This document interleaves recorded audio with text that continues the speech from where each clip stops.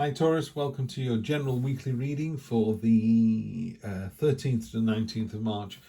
This is my fifth reading this morning, still don't know what week I'm on. So we start off with energy on the bottom, the Two of Swords, a card of stagnation, a card of rubbing against each other. You know, these two swords are wearing each other down, they're not getting anywhere.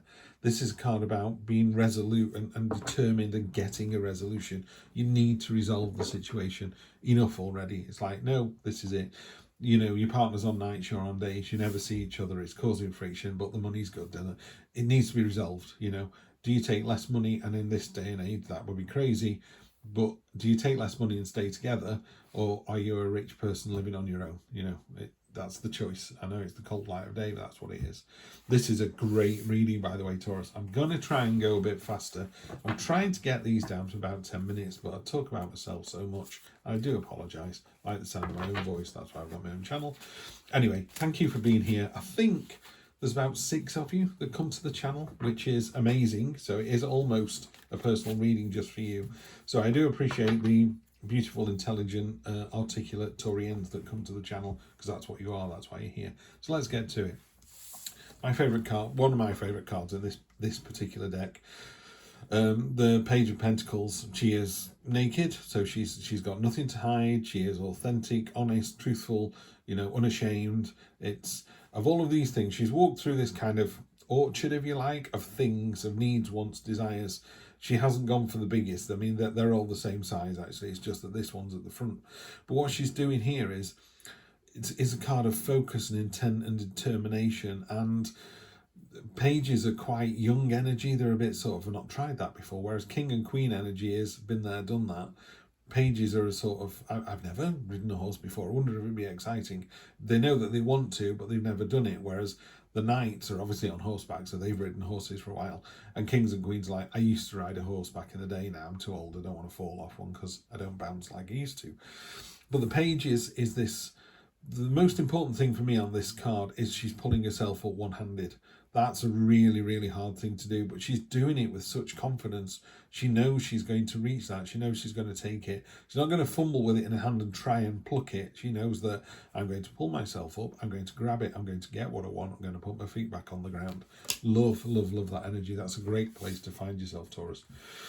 And then we got the Moon card. Your expectation is it all as it's supposed to be? You're a bit sort of, am I doing the right thing? Is, you know, this resolution is causing you to kind of go, do I wait a bit longer? This person here is pointing into this bowl of water, but the hand that she's making is this hand here.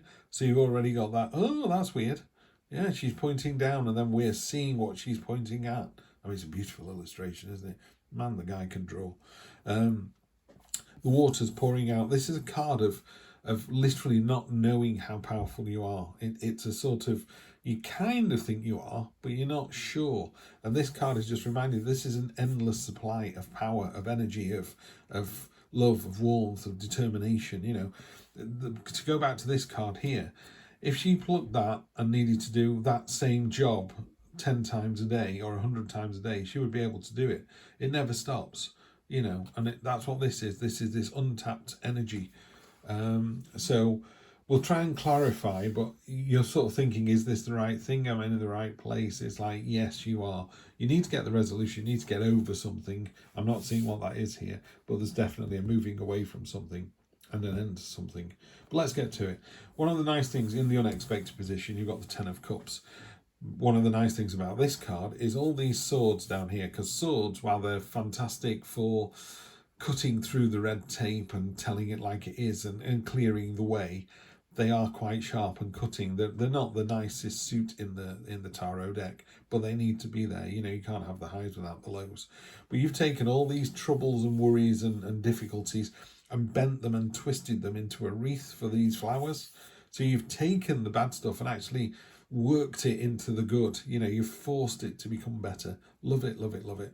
So this is the 10. This is a celebration. It's the completion of the cups. All these cups here, they're all full. We're all like, yeehaw, baby's breath bouquet. It's all about innocence and joy and moving on to the next stage. It's a very happy card. Arthur's built in some levels. There's this sort of tribal graphic down at the bottom there. I have no idea what that is, but to me it's just a sort of, oh, what's next, what's coming up. And one of the cups is already on the, two of the cups are already on the other side of the veil. So to me it feels like it's a card that you're doing this, you're going through the card.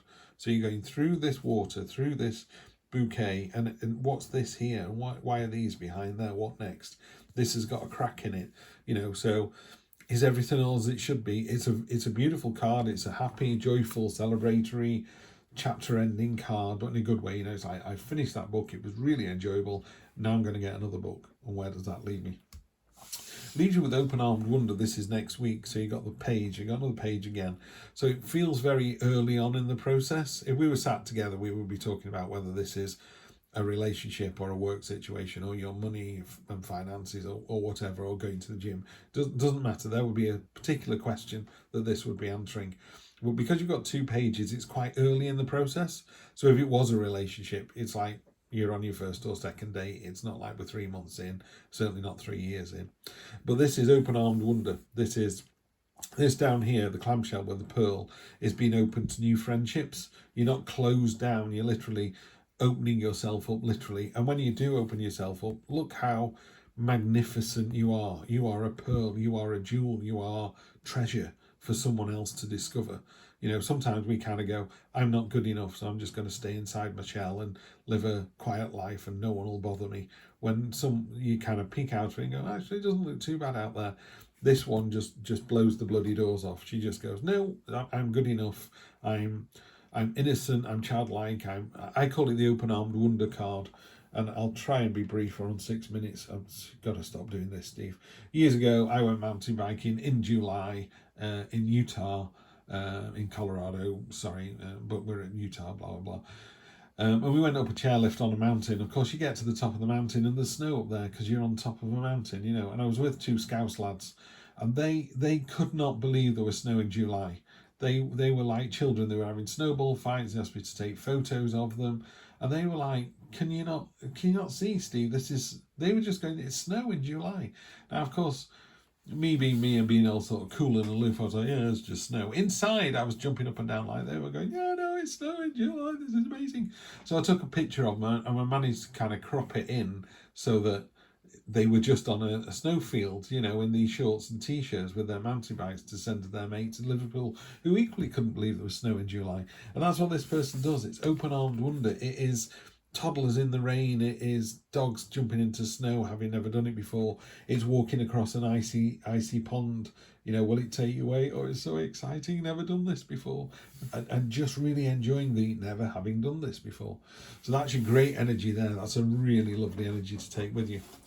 And then your next 1, 2, 3 weeks is the 8 of Cups. The octopus is in the nest. It needs to leave. There's all these predators waiting in the deep dark ocean. It's terrifying out there, but you can't stay where you are. You'll starve to death. You know, everyone else has gone. The birds have flown the nest. You need to do the same. So this is from this card here.